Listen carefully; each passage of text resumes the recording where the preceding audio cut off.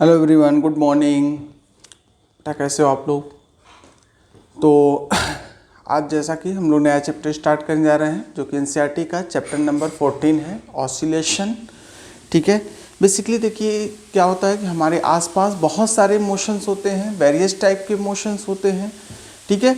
उन सभी मोशंस को हम लोगों ने अलग अलग कैटेगरी में डिवाइड करके स्टडी तो किया है, लाइक रोटेशनल टाइप के मोशन को, रोटेशनल, रोलिंग, ठीक है, लीनियर, सर्कुलर, इस तरह से बहुत सारे मोशंस जो है हम लोगों ने डिस्कस कर लिया है कि इनकी एवरी थिंग जो हमारे आसपास की चीज़ें हैं वो क्या हो रही हैं, मूव कर रही हैं, मूवमेंट हो रहा है, मोशन हो रहा है।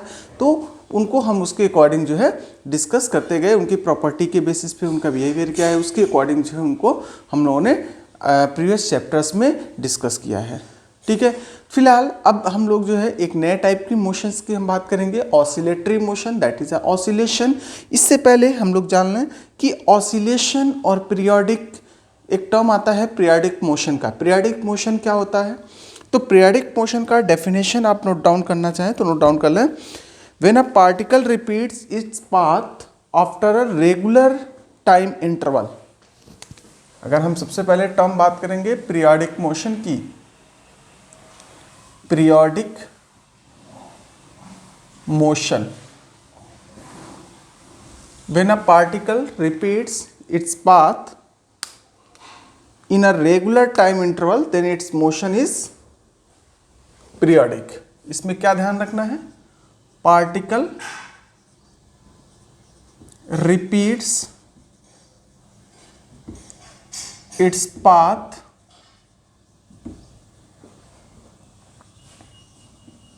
after a regular time interval. एक रेगुलर टाइम इंटरवल के बाद अगर पाथ जो है पार्टिकल है अपना पाथ रिपीट करता है तो उसको हम क्या बोलते हैं? ऐसे मोशन को पीरियोडिक मोशन कहते हैं। ठीक है।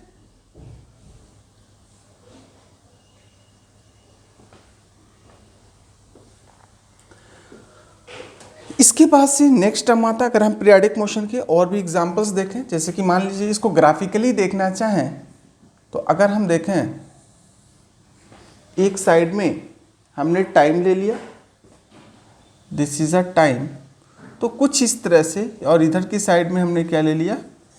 पोजीशन। तो कोई पार्टिकल कुछ इस तरह का मोशन कर रहा है। ठीक है। यानी कि कुछ टाइम इंटरवल के बाद, जैसे कि मान लीजिए यहाँ पे एक टाइम इंटरवल हमने ले लिया t, और उसके बाद से इसकी पोजीशन क्या है? 0 0 पर, फिर उसका से t टाइम के बाद 0, फिर अगेन इसकी पोजीशन 2t पर 0 हो रही है, फिर अगेन इसकी पोजीशन 3t पर 0 हो रही है, अगेन इसकी पोजीशन 4t पर 0 हो रही है। तो इस तरह से हर एक टाइम इंटरवल के लिए वो अपनी पोजीशन को रिपीट कर रहा है, मतलब कि अपने पाथ को रिपीट कर रहा है, तो इसको हम क्या बोलेंगे? Periodic motion. चाहे तो इसको हम इस तरह से भी देख सकते हैं, कुछ इस तरह का भी मोशन आपको दिख रहा है, दैट इज इधर की तरफ टाइम और यहाँ पर पोजीशन। ठीक है। तो हर एक टाइम इंटरवल के बाद आपने देखा यहाँ पे 0t, 2t, 3t, हर एक टाइम इंटरवल के बाद इसके पाथ में रिपीटिशन हो रहा है, तो हम इसको पीरियोडिक मोशन कह सकते हैं। इसी तरह से और भी एग्जांपल्स ले सकते हैं, यानी कि इसकी एक सिचुएशन ऐसी भी हो सकती है, कुछ इस तरह का मोशन हो रहा है, यानी कि यहाँ पे 0, this is a t/2, this is a t and this is a 3t/2, this is a position x, और इधर की तरफ आपका टाइम है। तो टाइम के साथ एक फिक्स टाइम इंटरवल के साथ देखेंगे कि t/2, फिर यहाँ से यहाँ तक का t/2, इसकी पोजीशन रिपीट हो रही है, तो ऐसे मोशन को हम क्या बोलेंगे? पीरियोडिक मोशन कहेंगे। ठीक है। तो पीरियोडिक मोशन आई थिंक आपको क्लियर हो गया होगा। इसके बाद से हम बात करेंगे ऑसिलेटरी मोशन की। तो ऑसिलेटरी मोशन में क्या होता है? ऑसिलेटरी या ऑसिलेटरी मोशन या ऑसिलेशन, ऑसिलेटरी मोशन, और इसको हम सिंपली क्या बोलते हैं? ऑसिलेशन। तो ऑसिलेशन के लिए क्या कंडीशंस होती हैं, ये चीज़ आप समझ लीजिए। ऑसिलेशन क्या है कि अगर कोई भी particle to and fro motion करता है अबाउट इट्स मीन पोजीशन, जैसे कि आपका पेंडुलम ले सकते हो कि जैसे कि मान लिया कि ये आपका क्या है, ये मीन पोजीशन पे है, ये अपनी इसी पोजीशन पे रहना चाहेगा, लेकिन जैसे ही इस पर हमने फोर्स लगा करके इसको मूव कराया, ये कुछ इस तरह से अगर ऐसे मूव कर रहा है तो हमने देखा कि ये इसकी मीन पोजीशन थी, ठीक है। तो ये ऐसे अपनी मीन पोजीशन के अबाउट मूव कर रहा है, तो इसको हम बोलेंगे ऑसिलेटरी मोशन, यानी कि टू एंड फ्रो मोशन, आगे जा रहा है पीछे आ रहा है, आगे जा रहा है पीछे आ रहा है, मतलब कि टू एंड फ्रो मोशन इसका हो रहा है अपने पास के मीन पोजीशन के अबाउट, तो इसको बोलते हैं ऑसिलेटरी मोशन। तो इसमें क्या कंडीशन याद रखनी है, particle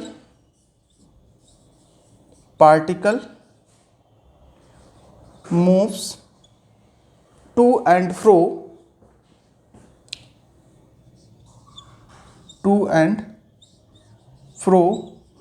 about its mean position, अपने मीन पोजीशन के अबाउट जो है टू एंड फ्रो मोशन अगर कर रहा है कोई भी पार्टिकल, ठीक है, in a regular interval of time, word use कर सकते हैं, in a regular interval of time, in a regular interval of time, यानी कि पार्टिकल जो है रेगुलर इंटरवल ऑफ टाइम के बाद जो है टू एंड फ्रो मोशन कर रहा है, तो हम इसको क्या बोलेंगे, ऑसिलेटरी मोशन या ऑसिलेशन, ठीक है। अब ऑसिलेशन या ऑसिलेटरी मोशन की अगर हम एग्जांपल्स की बात करें, अगर हम इसके एग्जांपल्स की बात करें तो इसमें एग्जांपल के तौर पे आप क्या लिख सकते हैं, जैसे कि motion of a planet about sun, ठीक है, यानी कि किसी भी प्लैनेट का सन के अबाउट मोशन हम कह सकते हैं, एग्जाम्पल क्या है, motion of a planet about sun, motion of a planet about sun एक आपका ये हो गया। दूसरा, इसी तरह से और भी एग्जाम्पल्स हो सकते हैं कि जैसे कि heart beats of a human being, ठीक है, यानी कि heart beats of human being, heart beats जो होते हैं, heart beats of human beings, ठीक है, heart beats of human being ये इसके एग्जाम्पल होगा। उसी तरह से ऑसिलेटरी मोशन की एग्जाम्पल्स की अगर हम बात करें तो ऑसिलेटरी मोशन जैसे कि swinging motion of pendulum, example है इसके, ये सब एग्जाम्पल है, स्विंगिंग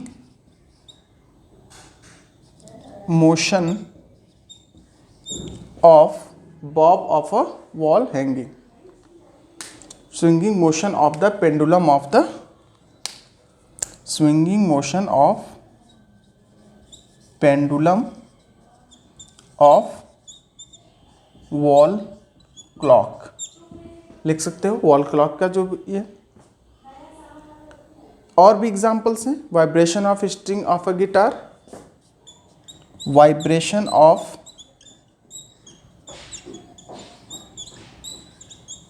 स्ट्रिंग ऑफ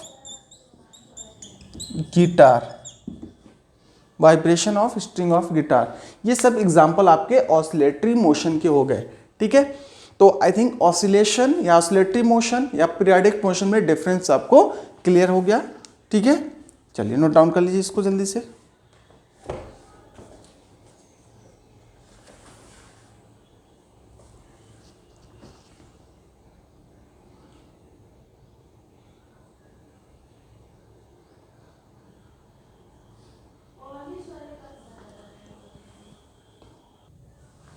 नेक्स्ट एक टर्म आता है SHM, सिंपल हार्मोनिक मोशन। तो सिंपल हार्मोनिक मोशन क्या है, simple harmonic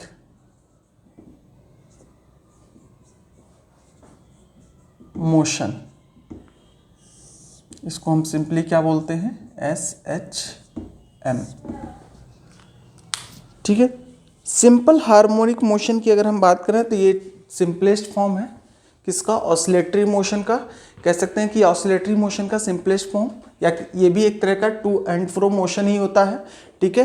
to and fro motion जिसमें क्या है, यानी कि एक पर्टिकुलर टाइम इंटरवल के बाद से वो अपनी मीन पोजीशन को रिपीट करता है। बट इसमें एक नया फैक्टर इन्वॉल्व हो जाता है कि जो फोर्स आपका अप्लाई होता है, यानी कि जो भी जिस फोर्स की वजह से वो बॉडी मूव कर रही है, वो डायरेक्टली प्रोपोर्शनल होता है किसके, डिस्प्लेसमेंट के, या इनडायरेक्टली हम कह सकते हैं कि acceleration is will be directly proportional to the displacement.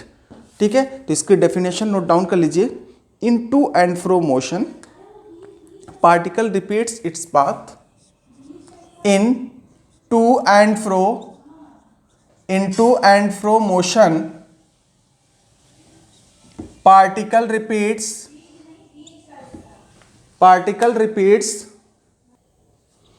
in to and fro motion, particle repeats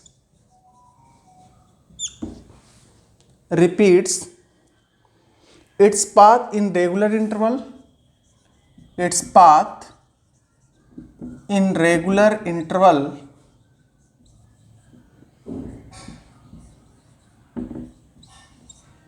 particle repeats its path in regular interval and acceleration produced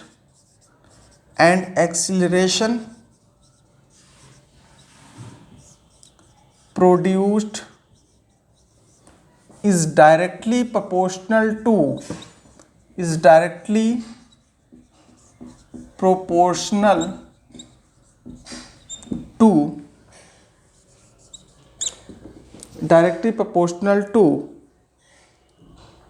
displacement in opposite direction,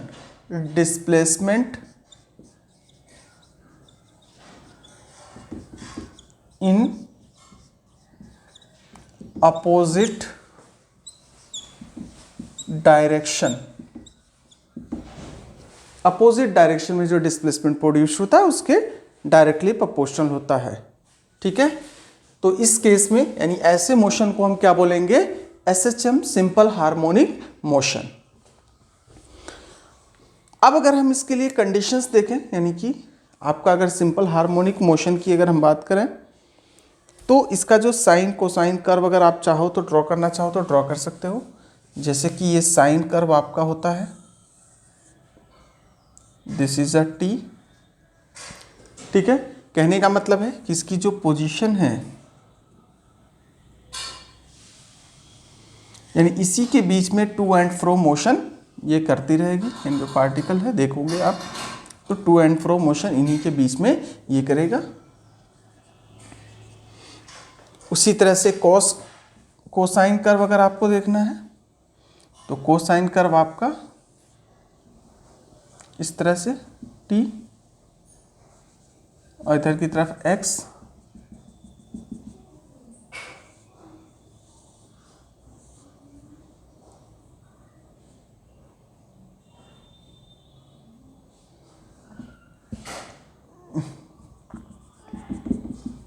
इसी के बीच में to and fro motion होगा इनका। Condition for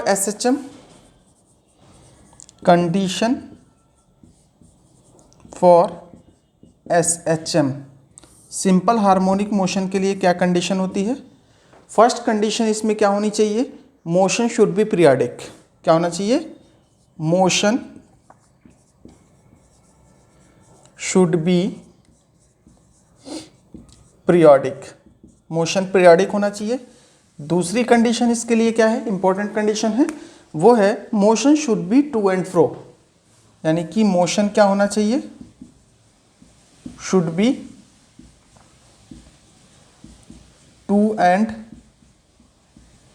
fro, motion to and fro होना चाहिए। और तीसरी condition इसके लिए जो इंपॉर्टेंट कंडीशन है, acceleration should be directly proportional to the minus times the displacement, या नेगेटिव या अपोजिट डायरेक्शन ऑफ डिस्प्लेसमेंट। ठीक है, ये तीन कंडीशन अगर सेटिस्फाई कर रहा है तो हम कह सकते हैं कि जो मोशन है वो सिंपल हार्मोनिक मोशन होगा। इसके बाद से कुछ नोट पॉइंट आप नोट डाउन कर लीजिए। इसको नोट करिए पहले।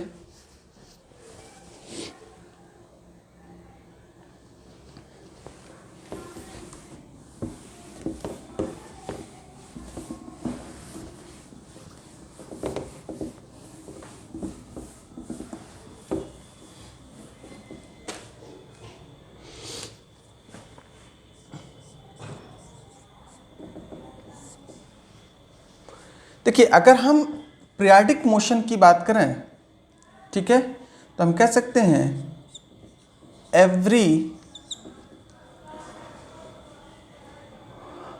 Oscillatory motion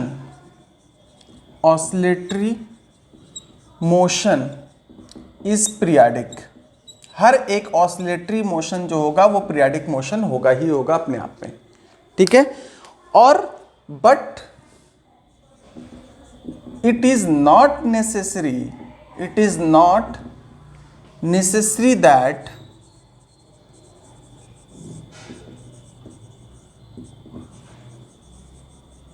every periodic motion is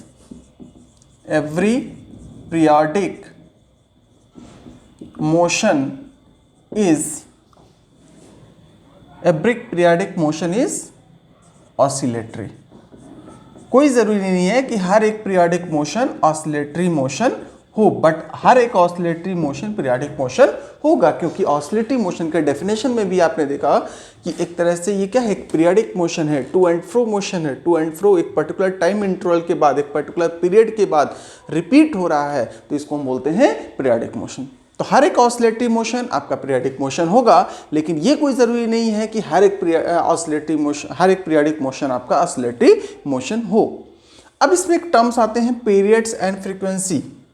तो नेक्स्ट टर्म है आपका period.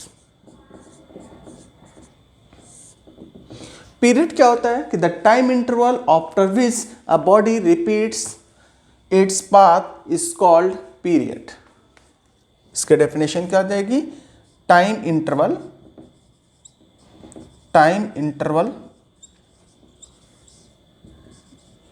After which a body repeats its path। उस टाइम इंटरवल को हम क्या बोलते हैं, पीरियड या टाइम पीरियड। इसी तरह से एक टर्म आता है क्या, फ्रीक्वेंसी।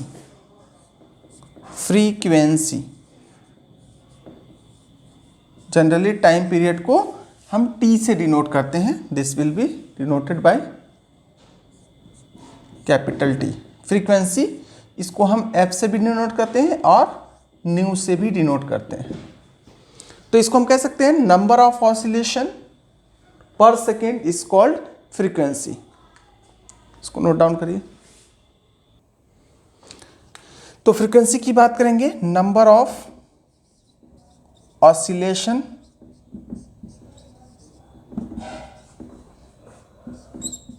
पर यूनिट टाइम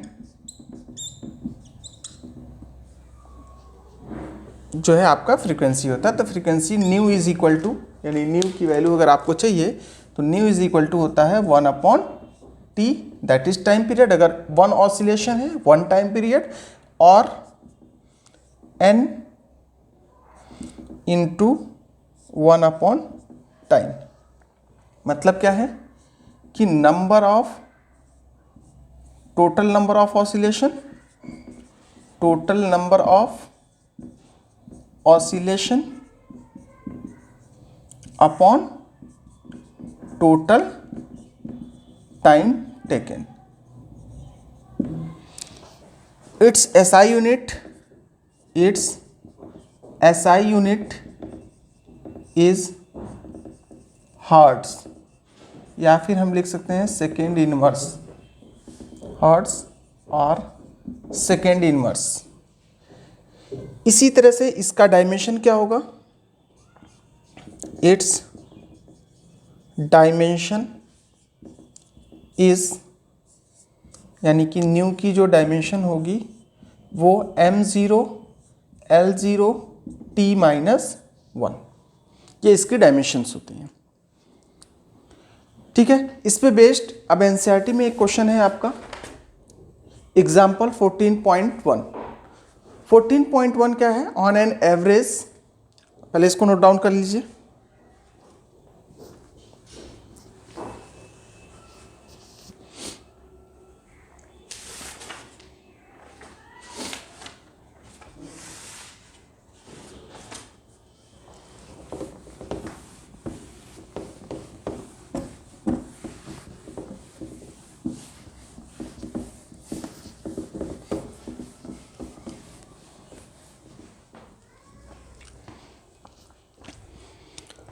क्वेश्चन है on an average a human heart is found to be 75 times in a minute, calculate its frequency and period.